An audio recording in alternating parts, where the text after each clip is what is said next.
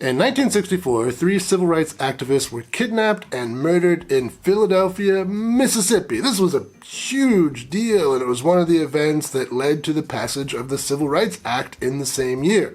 The event has also inspired a number of films. You've probably heard of Mississippi Burning that came out in 1988. That's 24 years after the fact, by the way. Exploitation filmmakers were quite a bit faster at getting this story on the screen.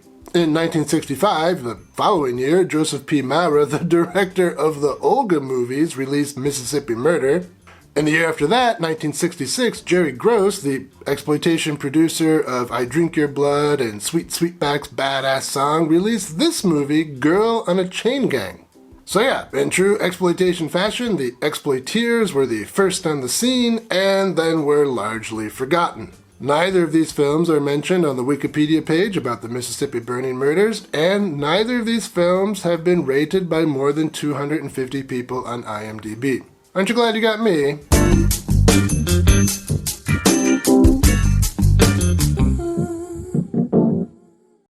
Welcome to Exploitation Reviews, and me, Rob, and today I'm taking a look at Girl on a Chain Gang from 1966. This is a Hixploitation thriller inspired by the Mississippi Burning murders of 1964. And it opens, as we might expect, on a couple of Southern cops pulling over some Yanks. They think these Yanks have no business being in their town.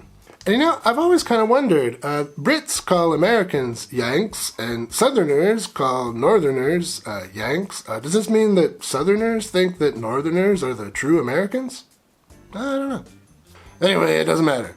So these cops are major a-holes, and rather than just give them a ticket, they arrest the trio. They take the girl with them for safekeeping.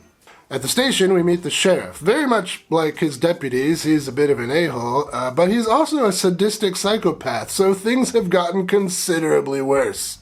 He lays a little beat down, he drums up some charges and some fines, and miraculously, the trio actually have the $150 that he's asking for. But before he will let them go, he makes sure to tell them that the last time some Northerners came down here and messed with the Southern way of life, all they found of those Northerners were their belt buckles out in the swamp. Hey, somebody slips in that swamp. Them gators, they get themselves a real juicy meal. Speaking of juicy morsels, what's a nice-looking girl like you doing with black and white trash like this? So, fine paid and threat listened to. You would think these 3 Northerners would just hightail it out of town, but you would be wrong. They stop off at a bar for a drink. That wasn't a very good idea. The locals and the cops conspire to have them arrested again, this time for prostitution and white slavery. White slavery, by the way, that's an old term for sex trafficking. Nowadays, we don't call it white slavery, just in case you didn't know that. Once the trio are back in jail, the sheriff brings in a working girl to get a confession out of the boys. And when the black guy refuses to sign that confession, the sheriff beats him. And somehow, in all of the excitement of the confession and the beating and the whatnot, the boys notice that the sheriff has left their cell door unlocked. And they decide to escape. But it's a trap!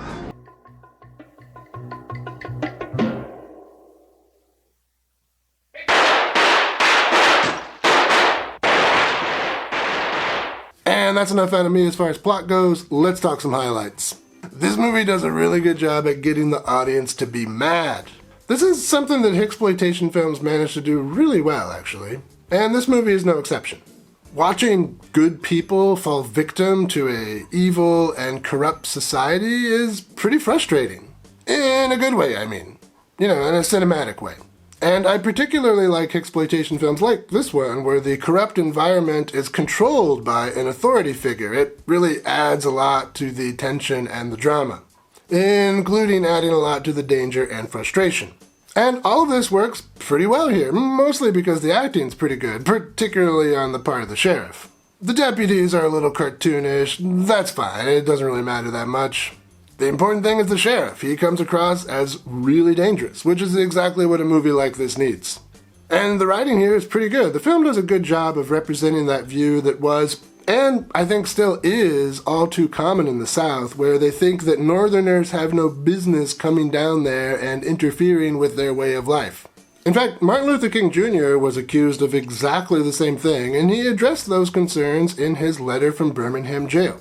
You should read that letter. It's an important part of American history. I'll give you the short version for his defense, and it goes something like, "Hey, I'm an American. I'm free to go wherever I want in America, and I wouldn't be coming down the South and messing with your way of life if your way of life was moral. Stop brutalizing black people. I'll leave you alone." He definitely said it better than me, but that's the idea. And finally, this film is pretty well photographed. They did a good job with their limited budget and smallish locations. The jail cell in particular feels nice and claustrophobic. I mean, this is not amazing filmmaking by any stretch, but it is competent filmmaking, and for a movie like this, that's a compliment. But I wouldn't say the movie is perfect. Like a sheriff who takes what us northern guys have given to us, this movie has some shortcomings. Well, this is a very low budget, sort of amateurish movie, so you have to expect some bad acting, and yeah, we've got some of that here, particularly from the two northern boys. Yeah, they're not great. But this doesn't bother me so much. The only thing that really bothered me about the film is there's this trial that is just completely absurd and farcical. I mean, I'm not sure if it was intended to be this bad, but it's pretty bad. I mean, the only thing that made it tolerable was I kept thinking that the prosecutor was Crazy Ralph from the Friday the 13th series, and hey, maybe it is. I mean, it looks and sounds a lot like him. Todd, where were you on the night of Tuesday, July 17th at about 7:30 in the evening? You'll never come back again. Oh, shut up, Ralph. But, even beyond being absurdly terrible, this trial sequence is just pointless. I mean, the movie is called Girl on a Chain Gang. I mean, it's not like we think she's going to be found innocent. Kind of a spoiler in the title there, movie. But beyond all that, this is a pretty interesting movie, and it's a quite effective Hixploitation thriller, and I recommend it. It could have gone a touch harder into the sleaze, but that's kind of a matter of taste, and you all know what I like to taste.